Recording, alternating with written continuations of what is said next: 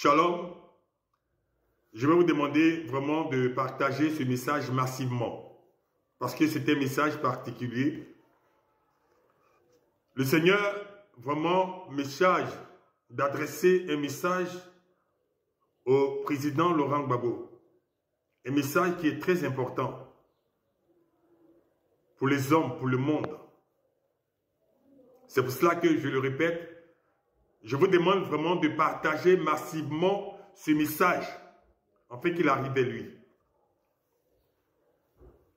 Monsieur le Président Laurent Gbagbo, je suis le frère missionnaire Peter Biaka. Et ce message n'est pas un message politique. C'est un message spirituel. Parce que nous savons que tout est spirituel. Le Seigneur me demande vraiment de vous adresser ce message. Parce que comme le monde le constate, ce monde est en train de prendre un chemin qui échappe même aux politiques. Parce qu'en réalité, les guerres que nous voyons ne prennent pas les causes dans la politique. Cette guerre que nous voyons est spirituelle. Aujourd'hui, dans le domaine spirituel, nous savons tous que le Seigneur des Seigneurs, le Messie à la porte. Et que c'est pour cette raison que dans le monde des ténèbres, les hommes sont en train de subir l'oppression des forces des ténèbres. Vous savez, selon les Saintes Écritures, avant que l'Éternel ne puisse écrire les tables pour donner à Moïse, Pharaon, inspiré par le monde des ténèbres, a décidé de tuer tous les enfants de bas âge dans le but d'empêcher que le prophète Moïse puisse exercer son ministère. Cette même histoire s'est répétée avec lorsque le Seigneur, la parole devait faire chair pour venir sur terre. Hérode a été prévenu par le monde des ténèbres. Et il a pris une décision d'éliminer tous les enfants de bas âge, afin que le Messie ne vienne pas. Donc nous savons que la parousie est là, que le Seigneur l'apporte, qu'il vient prendre son église. Et qu'en réalité, la guerre qui se passe, c'est une guerre spirituelle pour le contrôle des armes. Donc c'est pour cela que je dis, je ne suis pas un politicien. Et ce message n'est pas politique. Parce que notre Seigneur dit ceci, vous n'avez pas à combattre contre la chair et le sang, mais les dominations, les autorités, les princes de ce monde des ténèbres, les esprits méchants dans les lieux célestes. Aujourd'hui, ces forces-là ne se cachent plus. Ces forces-là sont en train d'oppresser le monde. Parce qu'en réalité, ils veulent empêcher la venue du Messie. Et le message que le Seigneur aimerait que je m'adresse à vous, il me dit, je veux que tu parles à un homme, à un chef d'État. S'il ne fait pas attention, il ne tardera pas à mourir. Car il a emprunté la mauvaise voie. Cela va l'emporter, comme cela a emporté beaucoup d'anciens présidents comme lui. Parce qu'en réalité, les hommes sont manipulés. Les hommes sont manipulés par le monde des ténèbres. Si l'histoire, la connaissance, la sagesse humaine nous enseigne à l'école la géographie, l'histoire du monde, où on se retrouve avec les continents, mais les hommes que nous sommes vivons dans deux dimensions. Nous vivons de par notre âme dans le monde spirituel, où la géographie, elle est simple. Le Seigneur dit, cherchez premièrement le royaume et sa justice, afin que toutes ces choses vous soient données par-dessus. Il nous donne la solution au plan du salut, que tout homme sur la terre, depuis la grâce, doit chercher et trouver le royaume, afin que Dieu soit son bouclier et le Dieu tout-puissant de sa vie. Dans ce royaume, l'Éternel a vraiment établi des principes pour bénir les familles, ainsi que toute personne qui est appelée à exercer l'autorité. Et c'est ainsi que nous avons vu Joseph, lorsqu'il a été inspiré par Dieu de parler à Pharaon, on a vu que l'Égypte a été préservée de 7 années de famine. Daniel, son rôle dans le royaume perse a permis vraiment que la main de l'Éternel soit sur ce royaume pour que le génocide du peuple de Dieu ne se fasse pas. Il dit, s'il ne fait pas attention, je vais l'enlever.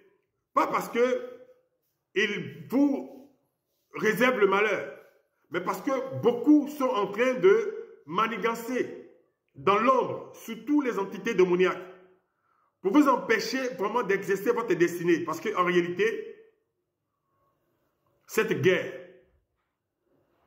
c'est une guerre du contrôle des âmes. Et vous allez voir, aujourd'hui, quand on prend la carte du monde, nous voyons que la loi, sur ce qu'on appelle le mariage, la diversité des gens, le mariage gay, est en train de gagner le monde. Or, cela n'est pas vraiment une justice préconisée dans son royaume.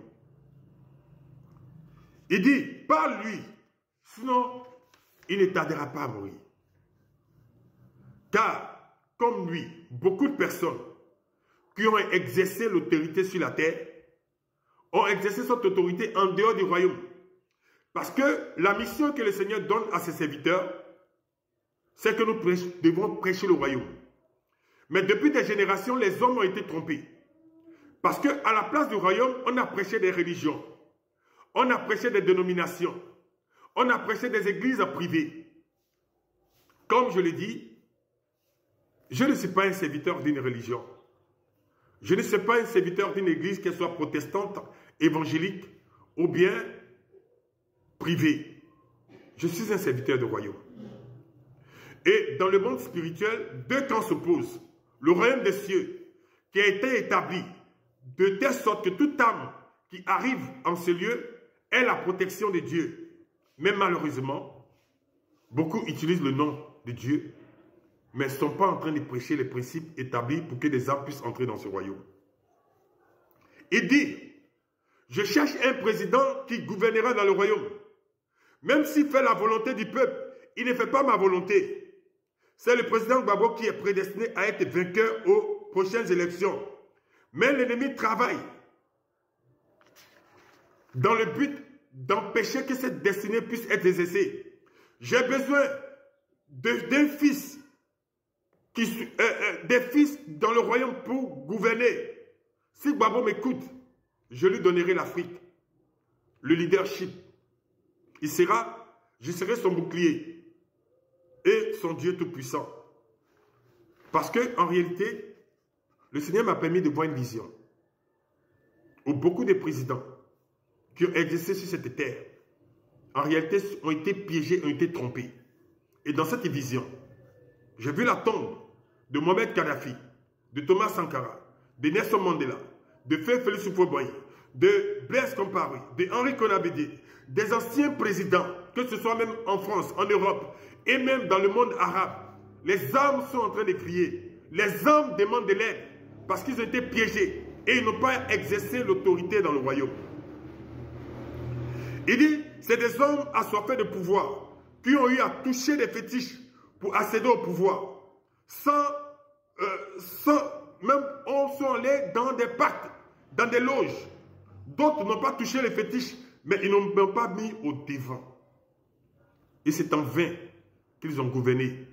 Et c'est pour cela que ce monde aujourd'hui, les hommes se sentent piégés. Le Seigneur me dit, c'est lui qui t'a permis d'aller à la CPI et de sortir. Parce qu'en cette fin de temps, je le dis, deux camps sont en train de s'affronter. Le royaume des cieux, qui est le corps du Christ, et le royaume des ténèbres, qui est celui qu'on appelle la deuxième bête Bélial, qui est en train de préparer le nouvel ordre mondial.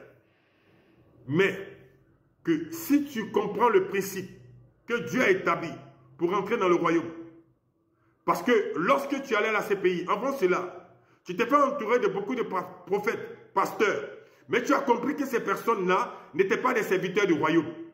Mais lui, il t'a permis de ne pas rester là-bas, parce qu'il a un plan encore pour le monde.